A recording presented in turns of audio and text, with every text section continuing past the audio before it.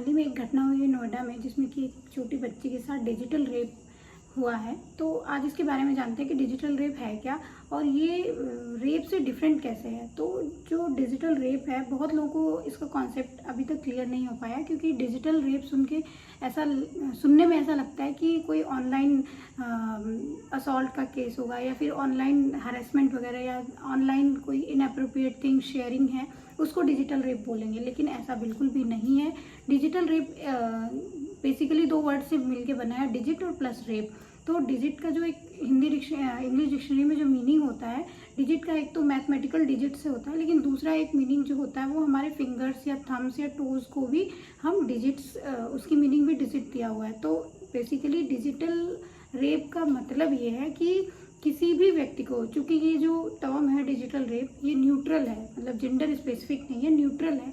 तो ये किसी भी व्यक्ति, मेल हो या फीमेल हो, उसके साथ ज़बरदस्ती किसी भी तरह का इंसर्शन जो कि पेनिट्रेशन से अलग है, यानी कि फिंगर से, टोज से, या फिर बॉडी के किसी भी पार्ट से ज़बरदस्ती किसी भी थिंग से इनअप्रोप्रिएटली अगर फोर्सफुली विदाउट कंसेंट ऐसा किया जाता है, तो वो डिजिटल रेप की कैटेगरी में आता है।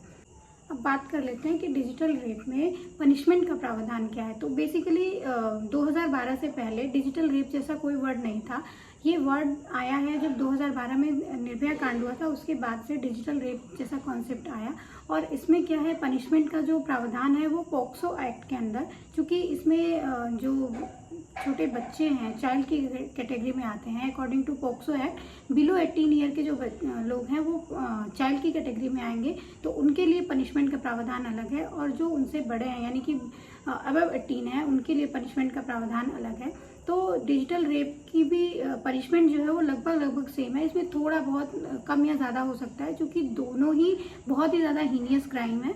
तो दोनों की पनिशमेंट सेम है, बट थोड़ा बहुत अप डाउन, थोड़ा बहुत पनिशमेंट में कमी हो सकती है, इसलिए ये वर्ड है। और इसमें वर्डिक्ट बार बार आते रहते हैं। तो फिलहाल में जो इसका पनिशमेंट है, ये सेक्शन 4 पॉक्सो एक्ट के अंदर वो है 7 ईयर तक का इम्प्रिजनमेंट। जो चाइल्ड हैं यानी कि बिलो 18 ईयर है, उनके लिए 7 साल की सज़ा है, या फिर लाइफ इम्प्रिजनमेंट भी हो सकता है। और जो एबव 18 है, उनके लिए पनिशमेंट जो है वो 10 ईयर, IPC की धारा के अकॉर्डिंग 10 ईयर का इम्प्रिजनमेंट है।